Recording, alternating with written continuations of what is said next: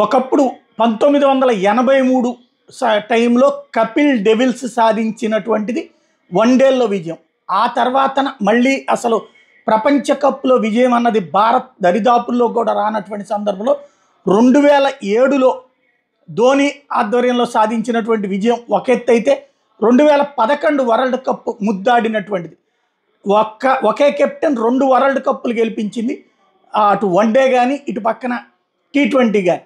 ఆ తర్వాత కెప్టెన్లు మారుతున్నారు, విజయాలు అసాధ్యమైపోయినటువంటి సిచ్యుయేషన్లో అందులో కోహ్లీ కూడా పక్కెళ్ళిపోయాక రోహిత్ శర్మ హిట్టర్ అన్నటువంటి హిట్ మ్యాన్ అనే పేరుంది.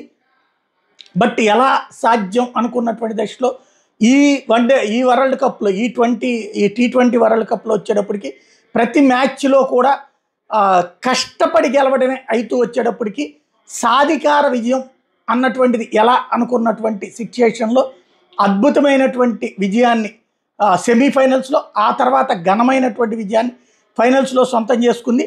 ఈ ధోని తర్వాత world cup T20 world cup Dhoni మొదటి రికార్డు అయితే రెండవ రికార్డు ఇప్పుడు సాధించుకొచ్చింది రోహిత్ శర్మ.